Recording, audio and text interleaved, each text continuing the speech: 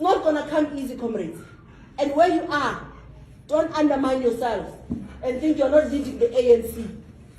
Where you are, you can make a difference by mobilizing students here around policies that must find expression in policy conferences of the ANC. That's how the structure works, comrades. The ANC cannot exist without us. That is why they can't even register a simple task of putting names of candidates. What candidates? Eldership is failing. The hour of the youth has struck, and we must take up that space.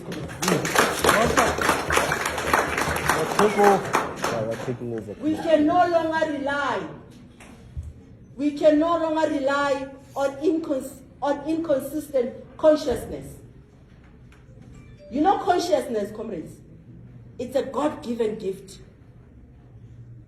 That is why even when you are doing something, even if you are alone in the dark, if it's wrong, you know that it's wrong, what you are doing. Because we have been given that thing. Let us exercise our agency. There is a serious injustice being meted on young people in this country. And we are the ones who can change the tide.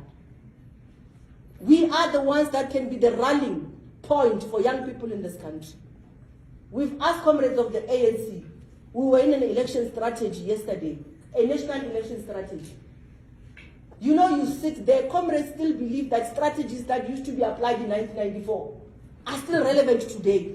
How many of you have done door-to-door with your spreadsheets and you come back with them, with your street sheets, you come back with them, they're empty? It is no longer applicable. Times no longer allow. Times no longer allow, comrades, for us to rely on elders to guide us. A gerontocracy country led by 70-year-olds, 80-year-olds. The hour of the youth has struck. As Che Guevara has said, the revolution is an activity of young people. Let us go and take up the space, young people. Let us go and reclaim the lost ground. The critical body of opinion has arisen. Why here now? The ANC League is back, and the ANC League is going to do things correctly. We're starting here by stopping those that are doing their own things, who are freestyling, thinking that they can contest SRC elections. We're starting here. We're going to stop them. We're also going to stop those that are old, who think that they can continue to abuse us, who think that they can continue to run us through patronage networks, who think that they can control us through their pockets. Young people must be their own liberators. There's never been a revolution in this country. We've only had a negotiated settlement. We've sat on the table with people who negotiated in bad faith. That is why even today, in terms of the economic mainstream, in terms of the mainstream economic activities, we are nowhere as young people. The only place where we are is at the post offices at 6 a.m. wanting to get 350. By the time you get back home, it is finished. And people think that it's business as usual.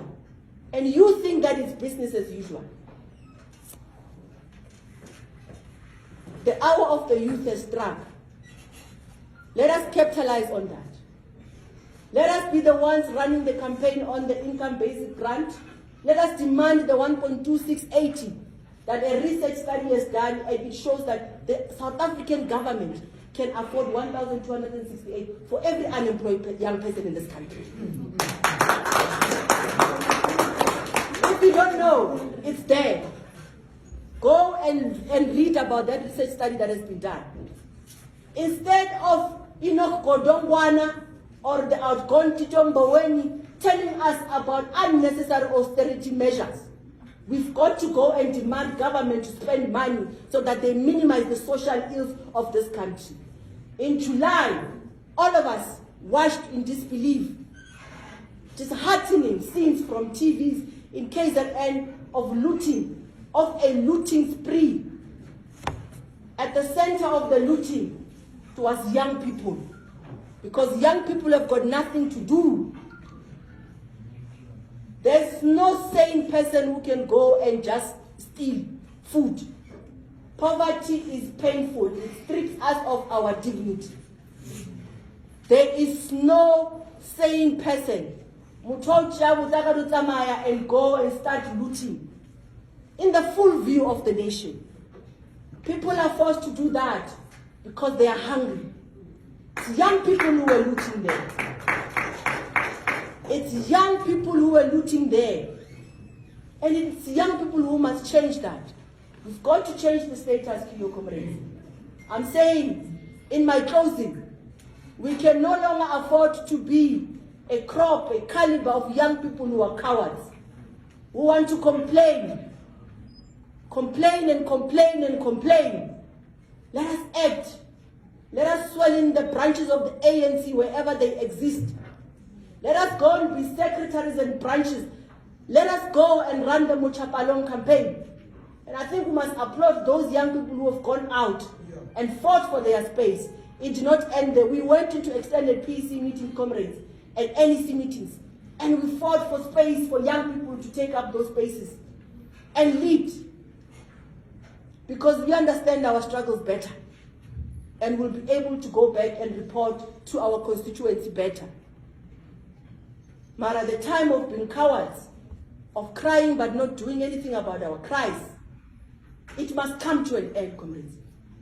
Frantz Fanon was scientific when he spoke about a generational mission. He spoke about a relative obscurity. He simply means the hindrances that we've got to overcome as young people. The biggest hindrance that we must overcome as young people here is bishops. The biggest hindrance that we must overcome as young people here is 1.5. Because we are prepared to sell a position that we would have agreed on for 1.5. I'm going to leave it there, comrades. SASCO must go and register a decisive victory tomorrow and Thursday, and it does not end there. Let us go and get young people to go and vote. But Comrade Sake, one student, 130 gig, you cannot expect them to go and vote online when they know they do not have data. We know that the ANC is pumping money into the elections campaign. We know that you've been doing well for many years. But this time around, because the material conditions have changed, that money must be given to students to buy data, so that we don't blame and be creative in the excuses of why we do not win. Even if it means that Comrade Lwando must come in and assist with data. Let him do that. Yeah, he's working in the office of but the students MEC. are unemployed. He's working in the office of the MEC. Yes, of art and culture. Yeah. So there's that set aside budget that we want. Students must be given data so that they can go and hotspot others, because they do that thing very well, we know, and then they can go and rally students to go and vote for SASCO. But most importantly, we must have a round table with the ANC Youth League. We must speak to comrades of the ANC Youth League. They are not our ideological opponents. Those are our comrades. There are no enemy camps in this university. We've got to fix that. In order for us to fix the problems of the millions of young people in this country, we must at least be able to fix our own internal ruptures, our own internal contradictions, because they are not ideological, because they are not fundamental.